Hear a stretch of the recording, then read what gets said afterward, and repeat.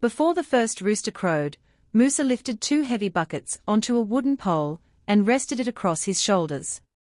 Every morning, he walked 10 miles to a faraway stream, because the only well near his village had gone dry. By the time the sun climbed into the sky, his feet were covered with dust and painful blisters. As he passed through the market, some boys laughed at him. "Look at the water donkey," one shouted. A few adults shook their heads and said he was wasting his life. Musa never answered. He simply smiled, tightened his grip on the pole, and kept walking. But every evening, before he reached home, he quietly poured 1 small cup of water onto the dry ground beneath an old tree. No one knew why he did it. Then one morning, Musa did not appear on the road, and the whole village began asking the same question. Musa lived in a small village where clean water had become harder to find each passing month. His father had died years before, leaving him to care for his sick mother and 2 younger sisters. Every bucket he carried meant they could drink, cook, and wash for another day. If he stopped, his family would have nothing. Even when his shoulders burned with pain, he refused to complain because he believed giving up would only bring more suffering. Some neighbors told his mother to send the children away to live with relatives. Others said Musa would never have a future if he spent his life carrying water. Still, he woke before sunrise every day. But as the dry season grew worse, the distant stream that had kept his family alive began to disappear, and Musa faced his hardest journey yet. The next morning, Musa woke long before the sun. His shoulder still ached from the day before, but he quietly stood, washed his face, and picked up the wooden pole. His mother tried to hide her cough as she smiled at him. "Be careful, my son," she whispered. "I will, Mama," Musa replied. "I won't be gone too long." His 2 little sisters were still asleep on a worn mat. Before leaving, Musa gently covered them with an old blanket, because the morning air was cold. The walk to the stream had become part of his life. He knew every rocky path, every tall tree, and every hill along the way. Birds sang as the sky slowly turned gold, but Musa hardly noticed them anymore. His mind stayed on one thing, bringing enough water home.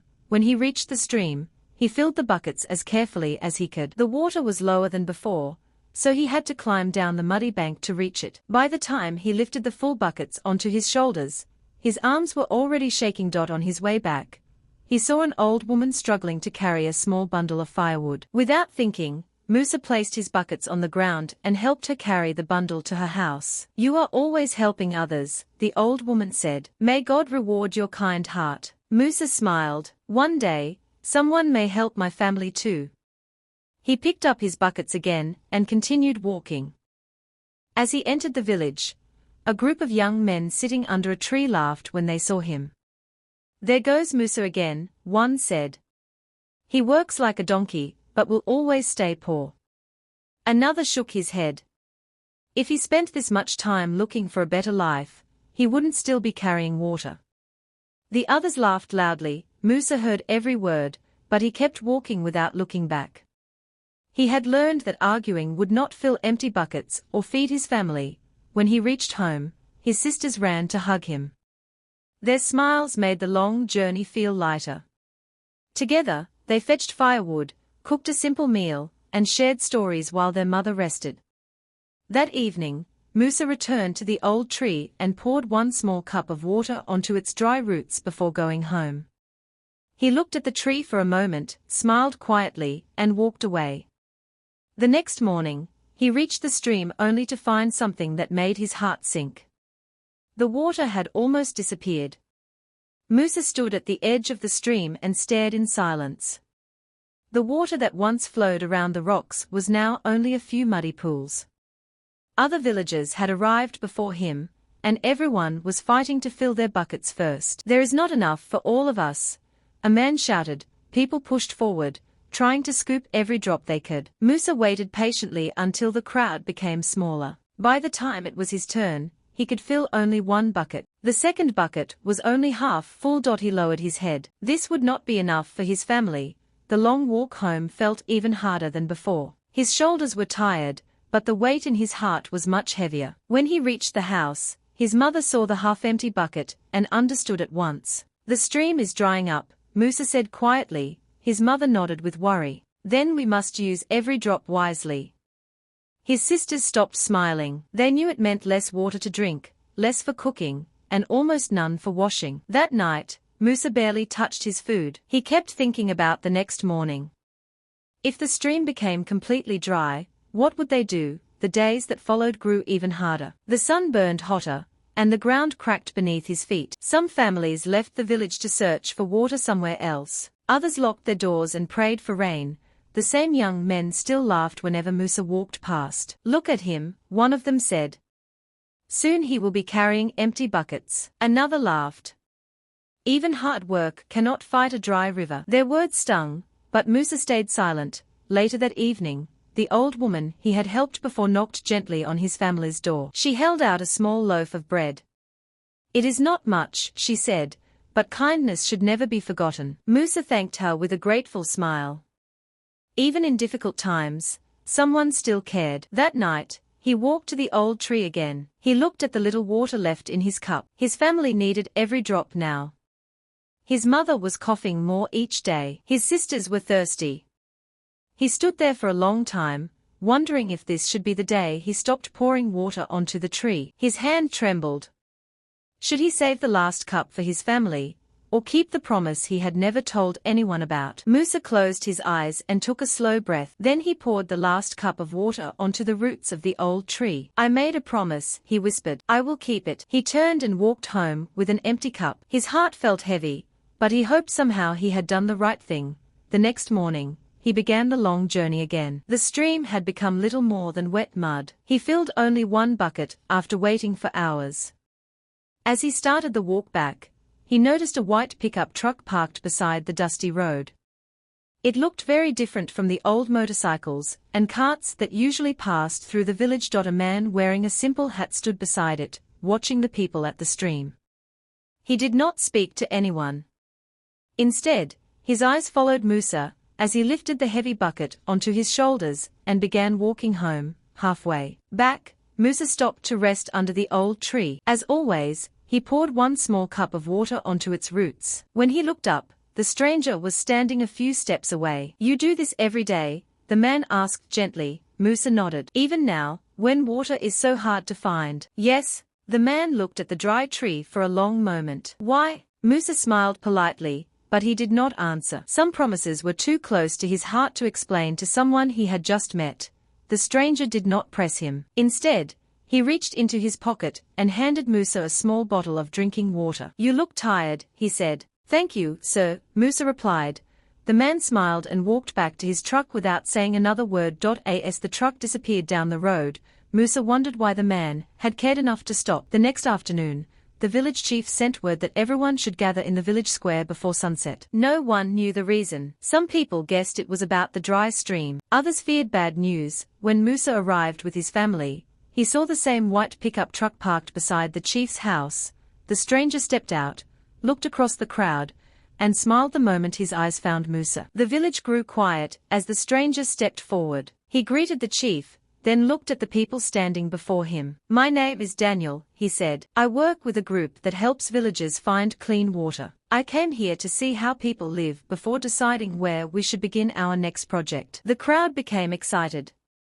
Some smiled, others whispered hopeful prayers. Daniel raised his hand for silence. "But before I made any decision, I wanted to understand the people of this village." That is when I noticed one young man. His eyes turned to Musa. "I watched him carry heavy water for miles. I watched people laugh at him. I watched him help an old woman even when he was tired. Then I saw him do something I could not understand." Everyone looked at Musa. "I saw him pour his last cup of water onto a dry tree." The crowd began to murmur. One of the young men, who often mocked Musa, laughed softly. "What a waste." Daniel looked at him. "I thought the same thing at first," he admitted. "So I asked him why. He would not tell me." He turned back to Musa. "Today, will you tell us?" Musa lowered his head. For a moment, he said nothing, then he took a deep breath. "When my father was dying," he began quietly, "he planted that tree with his own hands. He told me it would remind our family that life always returns after hard times. Before he closed his eyes, he asked me to keep it alive for as long as I could." Tears filled his mother's eyes. He said that if the tree lived, our family would never lose hope. Musa looked towards the old tree standing alone at the edge of the village. I knew my family needed every drop of water, but I also knew my father wanted us to remember that hope must never die. So every day, I gave the tree one small cup. The crowd fell silent. Some people lowered their heads in shame. The young men, who had laughed at him, could not meet his eyes. Daniel smiled gently. A person who protects hope when life is hardest is exactly the kind of person every community needs. Then his smile slowly faded. There is only one problem. Everyone looked at him. Our team has enough money to drill only one borehole this season, and several villages are still waiting. The square became silent once again, as every heart waited for the decision that could change their future. Daniel looked across the crowd before speaking again. I have visited many villages, he said. Some asked for help with loud voices. Others tried to impress me with big promises. But this village gave me something I will never forget. He turned to Musa. You reminded me that true strength is not shown by words. It is shown by what we choose to do when nobody is watching. Daniel smiled. I have made my decision. The whole village held its breath. Our team will drill the borehole here. For a moment, no one moved. Then cheers filled the square. Mothers hugged their children. Old men lifted their hands in thanks. Musa's sisters jumped with joy, and his mother wiped tears from her face. The young men, who had laughed at Musa, slowly walked towards him. Their heads were lowered. We were wrong, one of them said quietly. We judged you without knowing your story. Please forgive us.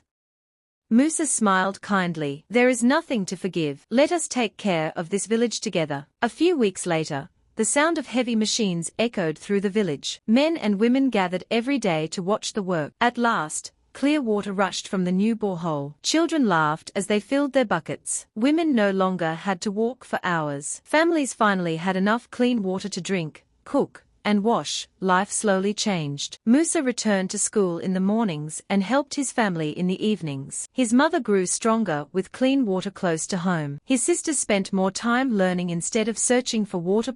One evening, Musa walked to the old tree with a small cup in his hand. This time, the cup was full because there was plenty to share. He poured the water gently onto the roots and smiled.